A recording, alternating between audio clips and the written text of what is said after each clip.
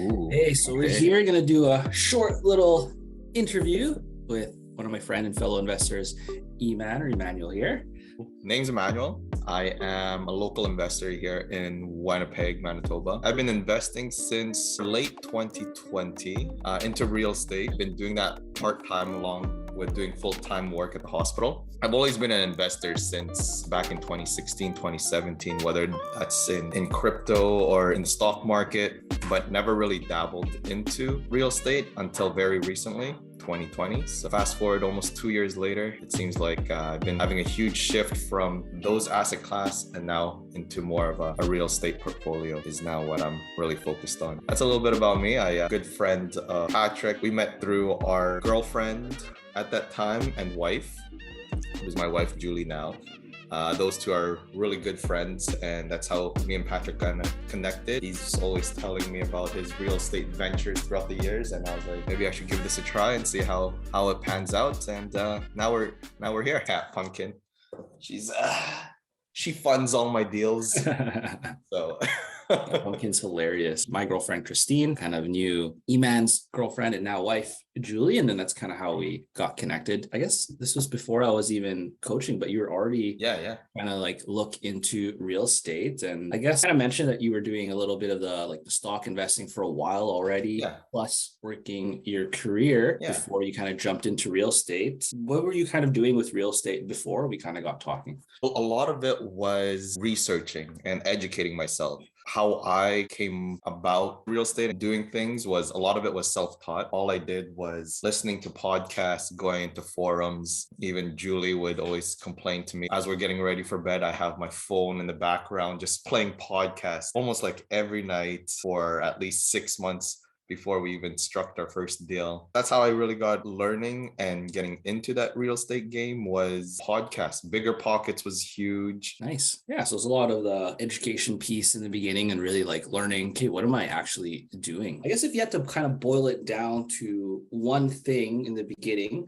what do you think was kind of preventing you from achieving like that first deal or those first real estate goals in investing? I think a lot to do was this paralysis analysis I had in terms for those who doesn't know what that is. It's like all I was doing is crunching numbers. If I do this, and this, it's going to all work out. In the back of my mind was what happens if it doesn't work out? I had that fear because this was such a big step and almost a big responsibility aside from stocks where I could just buy and forget about it. With real estate, it's you have a mortgage, you have tenants, there's more responsibility, but at the same time, a lot more control in this asset class. So the biggest barrier for me was fear of not executing. I'd say that would have been the biggest barrier for me to not start as I was kind of going through all this was always constantly analyzing, but was too scared to take the first step because of the mistakes I might do. And then the deal might just fall apart and I'd be like, well, that's the worst experience. Why would anyone do this? I guess that would be my answer for that. So it really was that, the analysis paralysis of you're already running all these numbers, but it's really, I guess, turning that from, hey, just thinking about real estate to actually doing it. Absolutely. Yeah, absolutely. What was like, when we first kind of got started talking, what do you think was like, let's say the tipping point that, or like the catalyst that led you to that decision of like, hey, let's just do it? It was that summer. We went to the cabin out in, what was that place? I think it was a Riding Mountain. Riding Mountain, yeah. We were out there for the weekend. We were driving to the cabin that we were going to rent out, and you were on your phone. You were making calls to your contractors or to your guys working at the house. So I was like, man,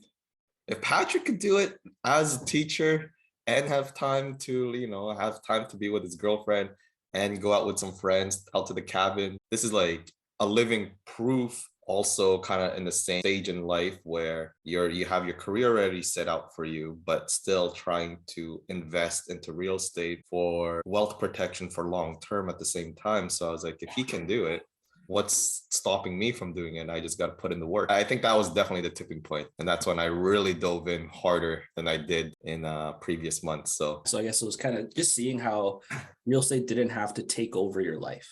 Right. That absolutely. Yeah. It didn't have to take over your life. Absolutely. That's so true. Because I thought I was like, oh, if I get into this, it's like, this is all I'm going to do. It's like, no, not necessarily. It's however you want to make it to be, it'll kind of pat itself out. And next one here is, what exactly did you like about my teaching and I guess the strategies that we were kind of showing you in the beginning?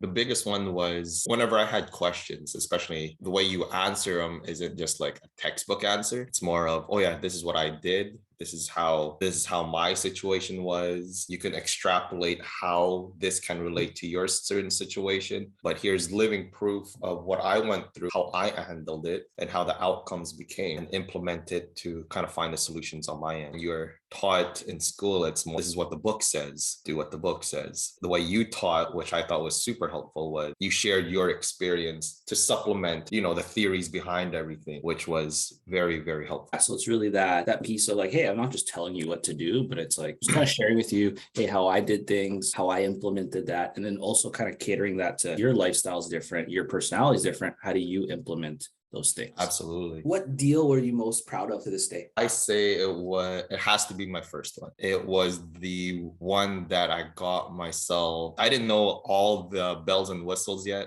I didn't know how to change plumbing. I didn't know when would be the best time to rent out the property. I didn't know I had very little knowledge of many things, but I had enough knowledge to get started. I think that was the best deal just because as soon as I was into the game, answers came as problems arise. Problem solving through that first deal taught me 100 times more than what I did going through podcasts and teaching myself through other sources. But once you're in the game doing it, you start seeing that's, wow, there's a lot more to learn. And I learned more on that first deal than I did trying to learn real estate in that 6 months. Definitely exponentially propelled me forward with a lot more knowledge in real estate. That's for sure. I always say like field experience is king. That's where kind of the coach comes into play, where like not really like, yeah, I'm giving you info, but I'm more so helping you implement it and then like keep you accountable to like, hey, let's actually do a deal, right? Next one here was like, yeah, who did you kind of share that win with?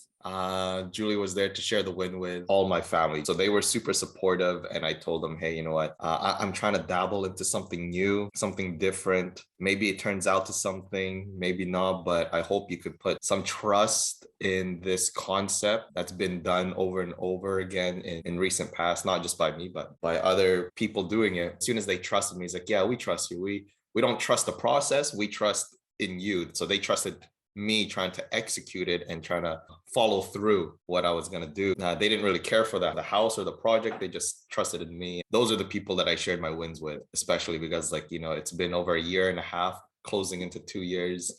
Those same people are still with me today, supporting me in different ways or the same way. And those are definitely the people that we shared the win with. I couldn't have done it without their trust. Absolutely. That's awesome, especially to hear that they trusted you, even if they didn't trust the process, because that's a hard thing for a lot of new, let's say, investors. They're trying to raise capital from friends and family, but the friends and family don't understand how this is going to work, and that's what stops them. But that's awesome that you had, like, I guess, like you have an awesome and great character plus the integrity. So it's probably no problem for your family to be like, yeah, we trust him, even if we don't understand like what he's doing. It goes far.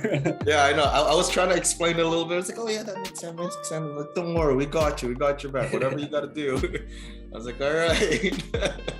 Oh, that's great. Sweet. Well, that was an awesome chat. Thanks for kind of sitting down with us. Yeah, for everyone kind of watching from home, you guys can follow Eman online. I'll be putting his info in the description in the YouTube video. Hope you guys kind of learned something new. If you guys are interested in getting a free strategy session so that I can help build you a customized real estate war map, I'd love for you to hit that Calendly link below. We'd love to help you get that done, help you implement and keep you accountable on your real estate deals.